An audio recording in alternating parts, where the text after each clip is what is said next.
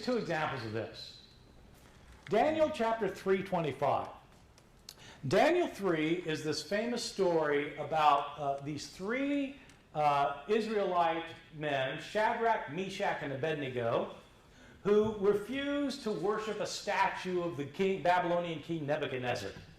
And Shadrach, Meshach, and Abednego will not worship the statue because they're faithful to God. And they're not going to worship anyone except for God. But there's a law of the land that if anyone doesn't worship the statue of of Nebuchadnezzar, they'll be thrown into a fiery furnace. And so they refuse. Nebuchadnezzar gets ticked off, and he has the furnace heated up to 7 times its normal heat. They take Shadrach, Meshach, and Abednego, and they bind them, they throw them in the furnace. And the furnace is so hot that it kills the people who throw them in. But then Nebuchadnezzar looks in the furnace, and he sees there's a 4th figure in there. And the King James says that he sees walking with Shadrach, Meshach, and Abednego, the Son of God.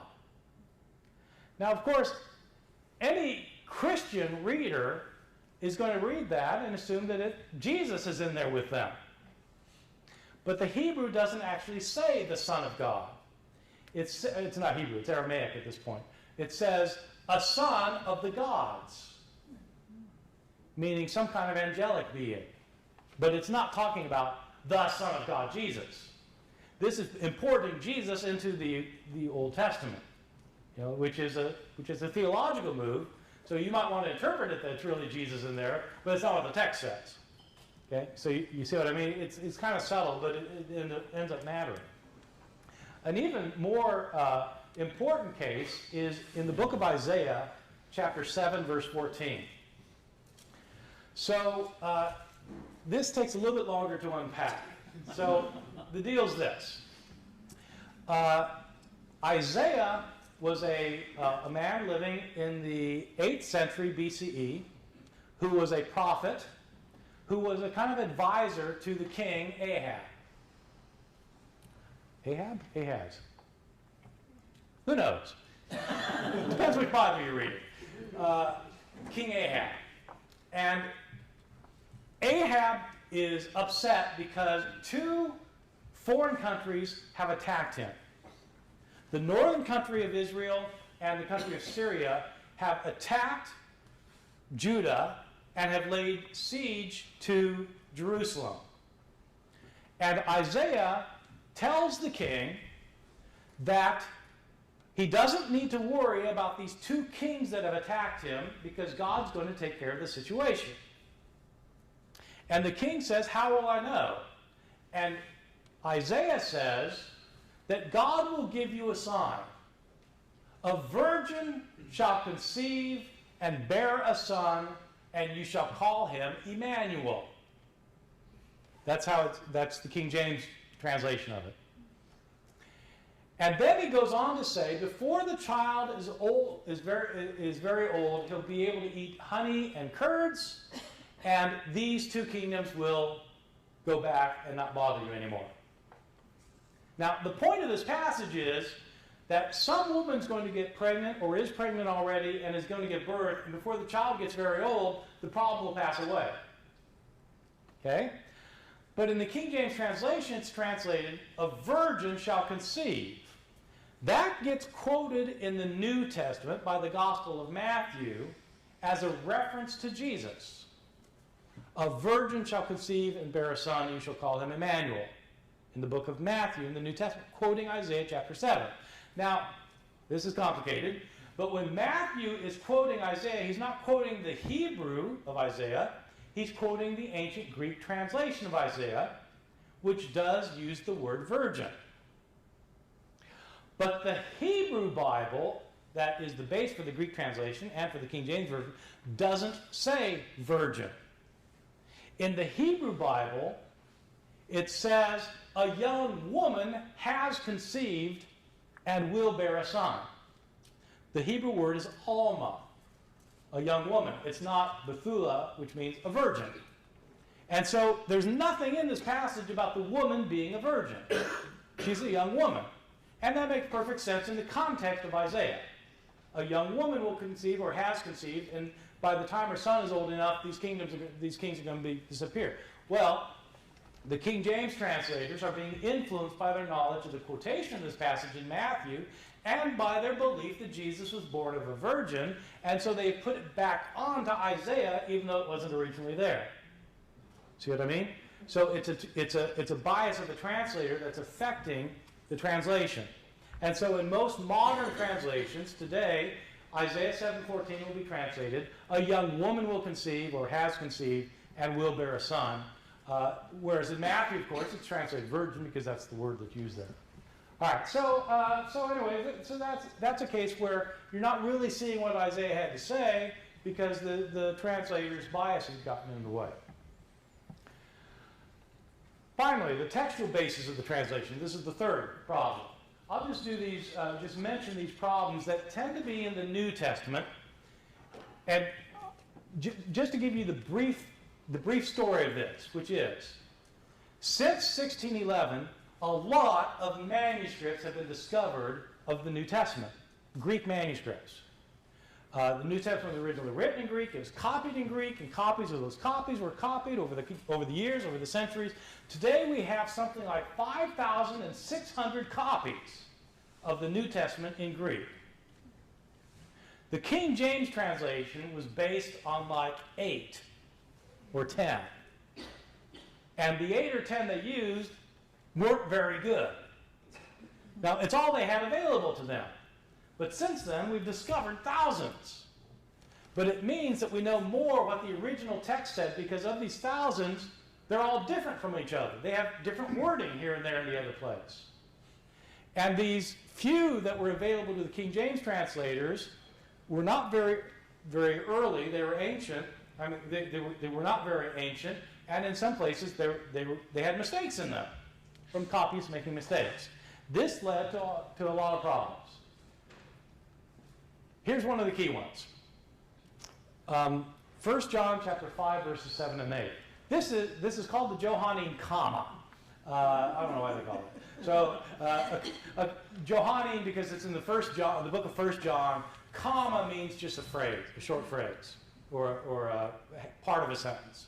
And so, this is an important passage because it's the only passage in the New Testament that explicitly affirms the doctrine of the Trinity. It's the only passage in the New Testament that explicitly affirms the doctrine of the Trinity. There are passages that mention Father, Son, and Holy Spirit, but this passage actually states the doctrine itself, as I will read to you from the King James. 1 John 5. So, King James, 1 John 5, verses 7 and 8. There are three that bear record in heaven, the Father, the Word, and the Holy Ghost, and these three are one. Okay, there you got it. Three that bear witness. There are three divine beings, but there's only one. Three persons, one Godhead, that's the Trinity. So that's how the King James translates that verse. Now, when the King James translators were translating their New Testament, they were not actually looking at the manuscripts themselves, these 8 or 10 manuscripts. They were looking at a book that had printed the New Testament based on these few manuscripts. The book was produced by the great scholar named Erasmus, who was a scholar who produced editions of books based on the ancient Greek. Erasmus was the first to publish a Greek New Testament in printed form. Over the centuries, people had copied them by hand. Printing was invented in the 15th century. Erasmus was the first to produce a printed Greek New Testament. And in his printed Greek New Testament, he didn't have that verse. They had the Trinity in it. And the reason was because the manuscript he used for 1 John didn't have the verse in it. Well, so what happened was Erasmus's version didn't have it, and people got really upset because they said, "You took out the Trinity." And Erasmus said, "I didn't take out the Trinity. It wasn't in my Greek manuscript." And he said, "I looked at other Greek manuscripts. They don't have it either." But it was in the Latin Vulgate. It was in the Latin, and so they said, "But it's, it should be in there."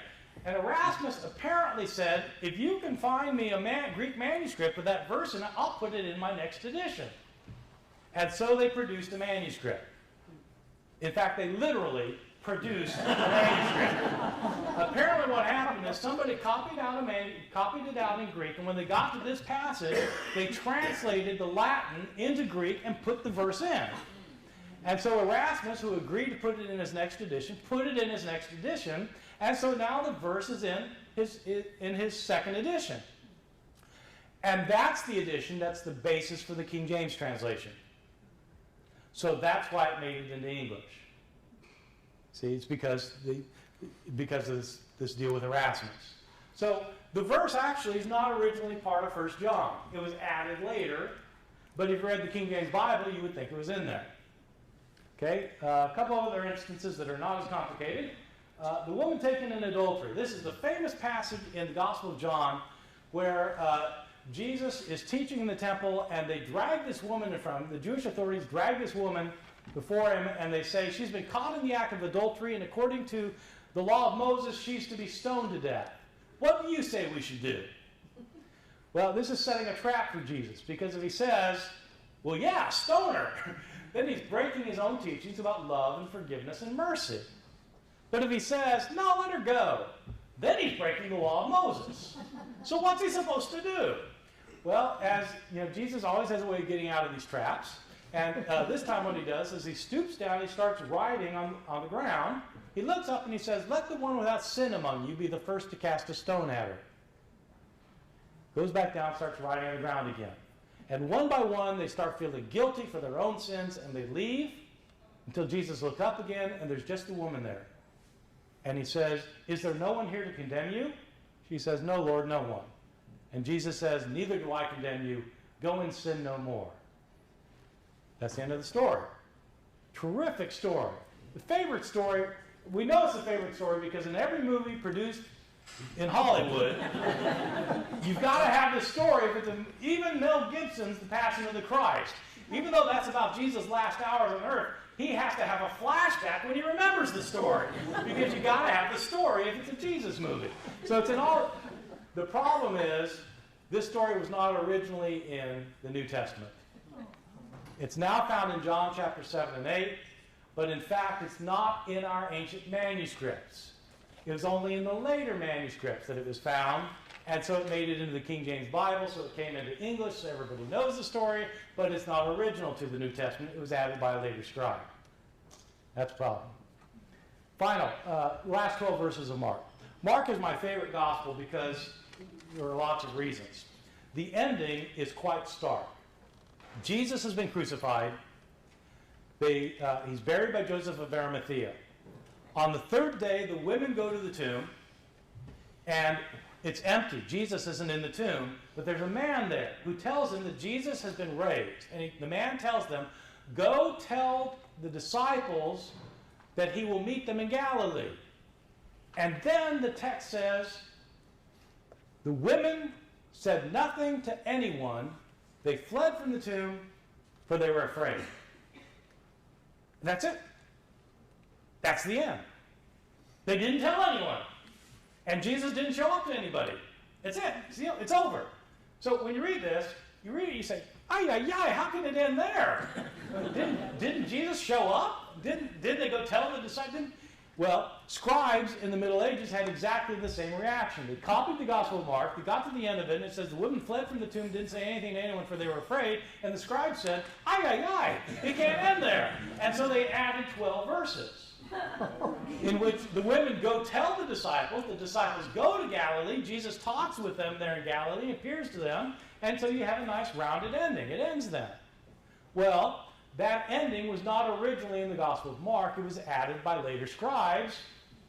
But the King James translators didn't know that. And so in your King James Bible, you'll have those last 12 verses.